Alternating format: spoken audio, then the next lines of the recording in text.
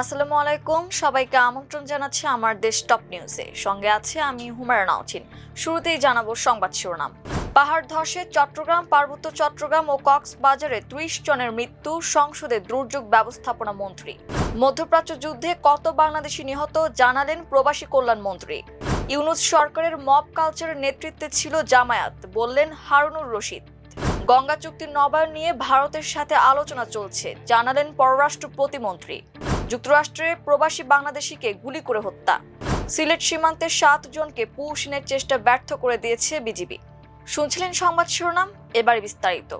গত কয়েকদিনের টানা বৃষ্টিতে পাহাড় ধস সহ বিভিন্নভাবে চট্টগ্রাম, পার্বত্য চট্টগ্রাম ও কক্সবাজারে ৩০ জনের মৃত্যু হয়েছে বলে জানিয়েছেন দুর্যোগ ব্যবস্থাপনা ও ত্রাণ মন্ত্রী আসাদুল হাবিব দুলু। একই সঙ্গে পরিস্থিতি মোকাবিলায় সরকারের নেওয়া বিভিন্ন পদক্ষেপের কথাও তিনি সংসদে তুলে ধরেন।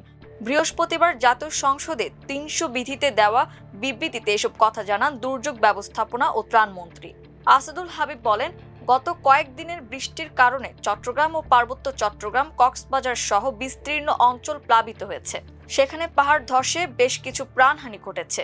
চট্টগ্রামে পাহাড় ধসে ৫ জন, কক্সবাজারে ১৯ জন, রাঙামাটিতে ১ জন এবং বান্দরবানে ৫ জনের মৃত্যু হয়েছে। ইরান যুদ্ধকে কেন্দ্র করে এ পর্যন্ত ১২ জন বাংলাদেশি মারা গেছেন বলে জানিয়েছেন প্রবাসী কল্যাণ ও বৈদেশিক কর্মসংস্থান মন্ত্রণালয়ের মন্ত্রী আরিফুল হক চৌধুরী। তাদের মধ্যে লেবাননে ৫ জন, সৌদি আরবে ৩ জন, সংযুক্ত আরব আমিরাতে ২ জন এবং ইরাক ও বাহরাইনে ১ জন করে বাংলাদেশি মৃত্যুবরণ করেছেন। বৃহস্পতিবার বিকেলে জাতীয় সংসদ অধিবেশনে তিনি এ তথ্য জানান। তিনি আরো বলেন, নিহত ১২ জনের মধ্যে একজনের লাশ সংশ্লিষ্ট দেশে দাফন করা হয়েছে এবং এরই মধ্যে ৯ জনের লাশ দেশে আনা হয়েছে। নিহতদের পরিবারের অনুকূলে লাশ দাফন বাবদ বিমানবন্দর থেকে ৩৫,০০০ টাকা এবং বিশেষ অনুদান হিসেবে ৫০,০০০ টাকা করে আর্থিক সহায়তা প্রদান করা হয়েছে। বিএনপির সাবেক এমপি হারুনুর রশিদ বলেছেন, ইউনূস সরকারের মব কালচারের নেতৃত্বে ছিল জামায়াত। বুধবার রাতে একটি বেসরকারি টেলিভিশনের টক শোতে তিনি একথা বলেন। হারুনুর রশিদ বলেন, অন্তর্বর্তীকালীন সরকার সংস্কারের নাম করে নির্বাচনকে দীর্ঘায়িত করার পরিকল্পনা করেছিল। দেশে কোনো আইনের শাসন ছিল না এবং একটি মব কালচার তৈরি হয়েছিল, যেখানে পুলিশ প্রশাসন মাঠে কাজ করতে সাহস পায়নি। এই পরিস্থিতির নেতৃত্বে ছিল জামায়াত ইসলামী। তিনি আরো বলেন, যদি দ্রুত নির্বাচন না হতো তবে দেশের ভবিষ্যৎ কোথায় যেত তা বলা কঠিন। চাঁপাইনবাবগঞ্জের নির্বাচনী ইতিহাস টেনে হারুনুর রশিদ বলেন, গত ৫০ বছরে জামায়াত সেখানে কোনো সিট না পেলেও এবার ৩টি সিট পেয়েছে। এ প্রসঙ্গে তিনি আওয়ামী লীগের সাথে জামায়াতের অভ্যন্তরীণ আঁতাতের ইঙ্গিত দেন। বিএনপির সাবেক সংসদ সদস্য আরো বলেন, একটি সুস্থ রাজনৈতিক সংস্কৃতির জন্য সরকারি দলকে সমালোচনার জবাব দিতে হবে এবং ধৈর্য ধরতে হবে। গঙ্গার পানি নিয়ে ভারত বাংলাদেশের মধ্যকার ৩০ বছরের চুক্তির মেয়াদ চলতি বছরের ডিসেম্বরে শেষ হতে যাচ্ছে। এই চুক্তির নবায়ন নিয়ে দুই দেশের মধ্যে দ্বিপক্ষীয় আলোচনা চলছে জানিয়ে পররাষ্ট্র প্রতিমন্ত্রী বলেছেন, আমি বিশ্বাস করি বাংলাদেশ ও ভারতের দ্বিপক্ষীয় সম্পর্ক যেন কোনো রকম ভাবে ক্ষতিগ্রস্ত না হয়, সেটা মাথায় রেখে এ ব্যাপারে ভারত সিদ্ধান্ত নেবে। বৃহস্পতিবার পররাষ্ট্র মন্ত্রণালয়ে সাংবাদিকদের সঙ্গে আলাপকালে একথা বলেন পররাষ্ট্র প্রতিমন্ত্রী শামা ওবায়দ ইসলাম। প্রতিমন্ত্রী বলেন, গঙ্গা চুক্তি নিয়ে ভারতের সঙ্গে আমাদের দ্বিপাক্ষিক আলোচনা হচ্ছে। সব আলোচনা তো দৃশ্যমান নয়, আলোচনা তো চলতে থাকে।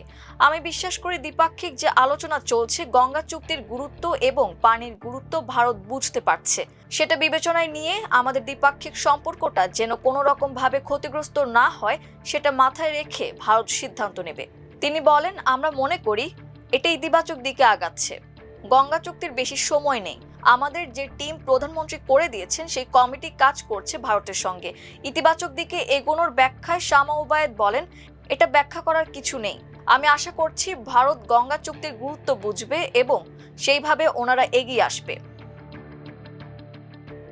যুক্তরাষ্ট্রের পেনসিলভানিয়া অঙ্গরাজ্যের ফিলাডেলফিয়ায় দুর্বৃত্তের গুলিতে মোহাম্মদ মাহফুজুল হক নামে এক বাংলাদেশি প্রবাসী নিহত হয়েছেন। ওই ব্যক্তি যুক্তরাষ্ট্রের জনপ্রিয় ফুড ডেলিভারি প্রতিষ্ঠান ডোর ড্যাশের কর্মী ছিলেন। খাবার সরবরাহের কাজ করার সময় তিনি গুলিবিদ্ধ হয়ে নিহত হন। যুক্তরাষ্ট্রের ফিলাডেলফিয়া ভিত্তিক সংবাদ মাধ্যম NBC10 ফিলাডেলফিয়া মাহফুজুলের মৃত্যুর বিষয়টি নিশ্চিত করেছে।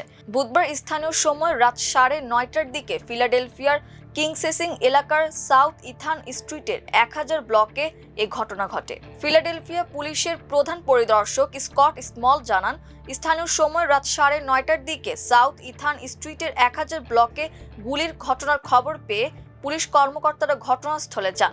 সেখানে তারা 43 বছর বয়সী মোহাম্মদ মাহফুজুল হক নামে এক ব্যক্তিকে মাটিতে পড়ে থাকা অবস্থায় দেখতে পান। তার মাথার পেছনে গুলির আঘাত ছিল। তিনি বলেন, গুলিবিদ্ধ মাহফুজুলকে দ্রুত হাসপাতালে নেওয়া হলে রাত 10টার দিকে চিকিৎসকেরা তাকে মৃত ঘোষণা করেন। প্রাথমিক তদন্তে পুলিশ ধারণা করছে এটি একটি পরিকল্পিত হত্যাকাণ্ড। এ ঘটনায় মুখোশধারী 3 জনকে সন্দেহভাজন হিসেবে চিহ্নিত করা হয়েছে, তবে এখন পর্যন্ত কাউকে গ্রেফতার করা হয়নি। ঘটনাটি নিয়ে এক বিবৃতিতে ডোরড্যাশের এক মুখপাত্র বলেন, প্রাণঘাতী এই গুলির ঘটনার পর তাদের কোম্পানি পুলিশকে তদন্তে সহযোগিতা করছে। ঘটনাটির সম্পর্কে কারো কাছে কোনো তথ্য থাকলে তাকে ফিলাডেলফিয়া পুলিশ বিভাগের সঙ্গে যোগাযোগ করতে বা অনলাইনে বেনামে তথ্য দিতে অনুরোধ করা হয়েছে। সিলেটের কোম্পানিগঞ্জ সীমান্ত দিয়ে 7 জনকে পুশিনের চেষ্টা করছে বিএসএফ। বিজিবির কড়া পাহারার কারণে তাদেরকে বাংলাদেশে প্রবেশ করতে দেওয়া হয়নি। বৃহস্পতিবার ভোর 4:30টায় উপজেলার কালাইরা কাউয়ার টুক সীমান্তে এ ঘটনা ঘটে। বর্তমানে তারা সীমান্তের শূন্য রেখায় অবস্থান করছেন। বিজিবি ও স্থানীয় সূত্রে জানা যায়, 1251 সীমান্ত পিলারে 33 নং সাব পিলারের পাশ দিয়ে ভারতীয় সীমান্ত রক্ষী বাহিনী বিএসএফ 7 জনকে বাংলাদেশে পুশিনের চেষ্টা করে। এ সময় বিজিবির সদস্যরা পুশিন রুখে দিয়ে তাদেরকে সীমান্তের ভারতীয় অংশে যেতে বাধ্য করেন। বর্তমানে সীমান্ত পিলারের প্রায় 50 গজ ভারতীয় অংশে এই 7 জন অবস্থান করছেন। এদিকে বাংলাদেশের সীমান্ত রক্ষী বাহিনী বিজিবি ঘটনাস্থলে কড়া নিরাপত্তা রয়েছে। তাদের তৎপরতায় পুশিন করা এই 7 জন বাংলাদেশে প্রবেশ করতে পারছে না। বৃহস্পতিবার বিকেলে দুদেশের সীমান্তরক্ষী বাহিনীর মধ্যে পতাকা বৈঠক অনুষ্ঠিত হয়েছে। সেখানে দায়িত্বরত বিজিবি সদস্যরা জানিয়েছেন, তারা বিএসএফকে এই পুশিনের কঠোর প্রতিবাদ জানিয়ে তাদের ফিরিয়ে নিতে বলেছেন। তবে বিএসএফ পুশিনের বিষয়টি অস্বীকার করেছে। বর্তমানে এই 7 জন বৃষ্টির মধ্যে খোলা আকাশের নিচে ভারতীয় অংশে অবস্থান করছেন। এ বিষয়ে সিলেট ব্যাটালিয়ন 48 বিজিবির অধিনায়ক লেফটেন্যান্ট কর্নেল মোহাম্মদ নাজমুল হক জানান, আমরা ভারতের বিএসএফ এর সাথে যোগাযোগ করেছি। তাদেরকে বলেছি যদি এই 7 জন বাংলাদেশি হয় তাহলে দুদেশের প্রচলিত আইন অনুযায়ী তাদেরকে পাঠাতে হবে। অবৈধভাবে এই পুশিন বিজিবি কঠোরভাবে প্রতিহত করছে। দর্শক, এই ছিল আমার দেশ টপ নিউজে। এতক্ষণ আমাদের সঙ্গে থাকার জন্য অসংখ্য ধন্যবাদ। আল্লাহ হাফেজ।